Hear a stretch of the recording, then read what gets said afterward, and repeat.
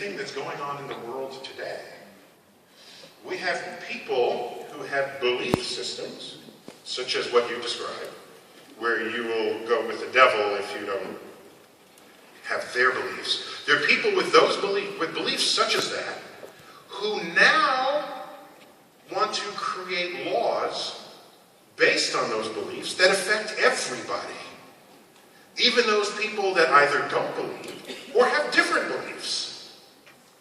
That is the end of an informed democracy.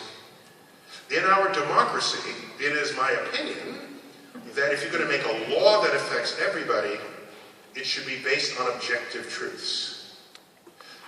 After that, believe what you want in your community, in your church, in whatever is the enclave where you've gathered other people who have shared beliefs as you. Well, my question is, how should I respond to that?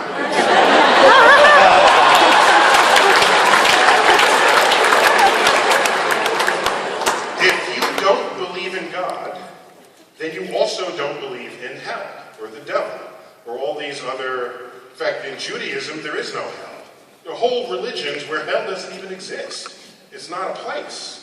So, if you don't believe it, the rest of that argument is irrelevant to you. So your argument was, well, if I don't believe God, I also don't believe in hell. So, let's go have lunch or whatever. I don't know. That really should be the end of the conversation, unless it's really important to your classmates that you join their religion. And it will be important to them. That's how many communities are constructed. And so maybe one day they'll convince you to believe in God, and then if it's a Christian God, you'll then believe in the devil, and then you'll join their belief system. That could still happen. There are many grown-ups who do that, who might have been an atheist in their childhood.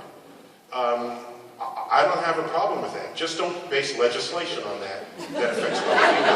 That's all. Okay? That's a great question. And that question was in everyone else's mind here, but they were afraid to ask. Okay? Am I lying or am I time? Okay. Give it up for our first graders. Yes. Oh, so you ready now? Cool. What grade are you in? Third grade. Third grade. Okay. So when I saw the periodic table of elements, and you flipped it over to the countries that discovered them, I saw that 3 of them were undiscovered. Can you name them? Oh, it's 3 of the elements? 3 of the elements. Yeah. So, since elements are ordered by how many protons are in their nucleus, you could just sort of see how many we know. And if you go up to, let's say, 103, let's say, well, there's going to be 104th elements. We just haven't, and by the way, discovered, if you're heavier than 92, we don't discover them because they don't exist in nature. We invent them. All right? All elements heavier than uranium, we invented.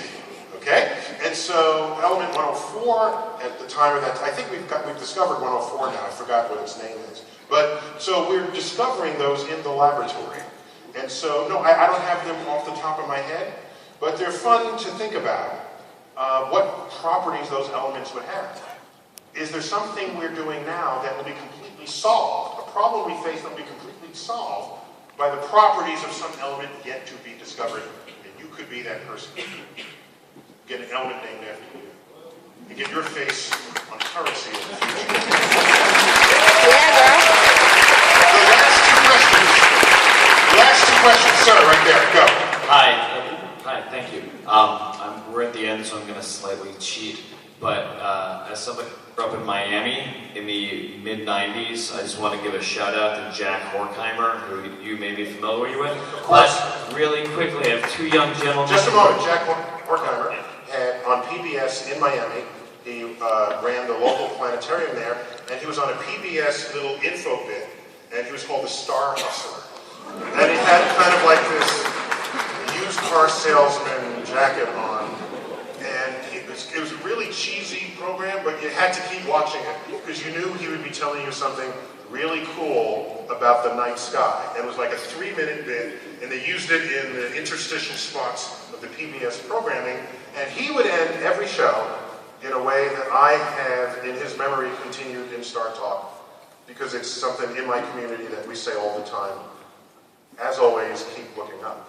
That was his sign-off, and I sign off that way for Star Talk, as an homage to Jack Horkheimer. Okay, yes, proceed. So quickly, I actually have 2 4th graders, Lucas and Oliver, who have very quick questions. Why are you there asking their question? Because I'm a school teacher and I thought they would get more out of it than I would. So, hold on. Oh, okay, so you're going to they're jumping ahead of you in the line now. Okay. So, I wanted to ask, well, I saw your show, I saw a show. Uh-oh. I saw a show Oh, microphone issue. We saw a show at Hayden Planetarium, and it's called Dark Universe. Wait, he's a kid, which means I know he has a loud voice. So, even if he doesn't have the mic, let me hear him speak in his own timbre. Go.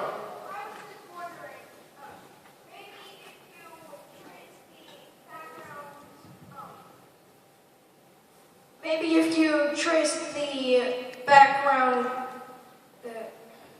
radiation backwards, maybe you could find the center of the universe.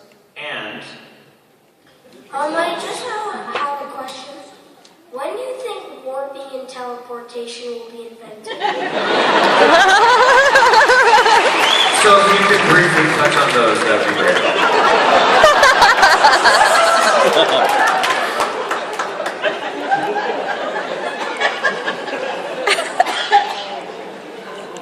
Okay, warping the universe. No.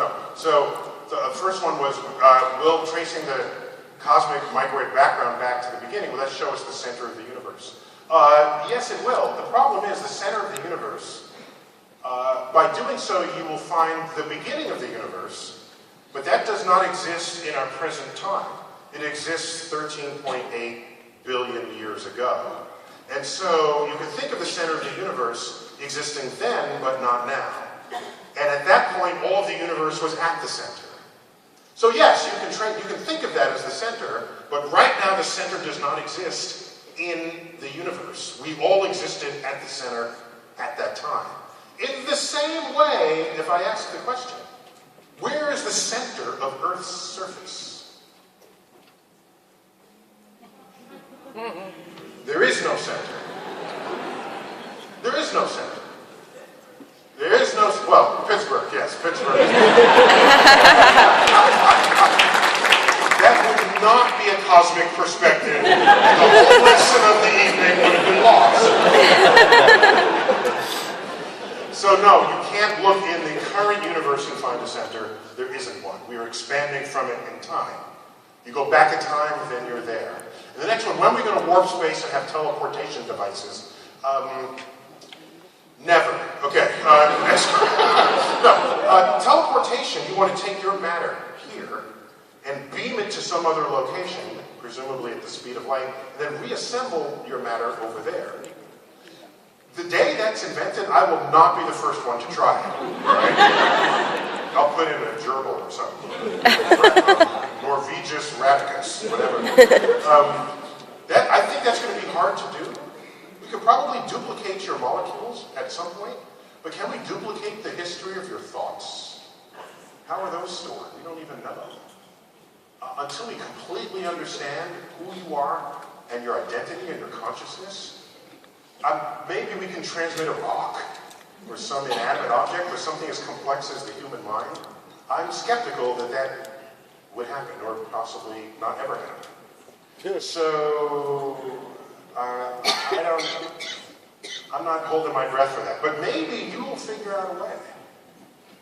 I mean, maybe. One of my favorite moments in one of the Star Trek movies was that they went back in time and they visited the guy who invented the warp drive. And that made all space travel possible including the series itself. And so maybe you're the one who will invent the teleportation device. And someone will find this clip of you asking that question.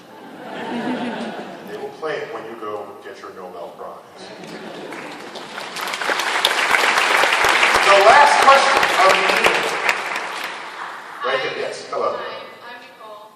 Hello, Nicole. Self-proclaimed nerd, and last week Card-carrying nerd in the house, yes, Nicole.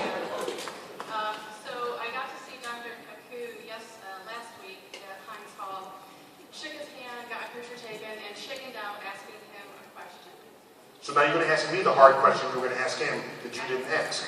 Actually, no, mine are really two simple questions that I'm almost embarrassed to ask. But when you showed the Earthrise, and it was black space behind it, why? Was it black versus when we're on Earth and we look out and we can see the stars? So why was it a different perspective when you're on the moon looking out? And then the second question that I'm sure is on everybody's mind, how come you don't have your shoes on?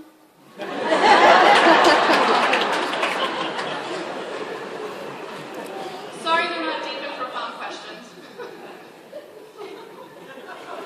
Okay. So a couple of things. Since the moon has no atmosphere, the sky is dark even in broad daylight. So that picture was taken during lunar daytime. And the sky is dark because our atmosphere scatters sunlight.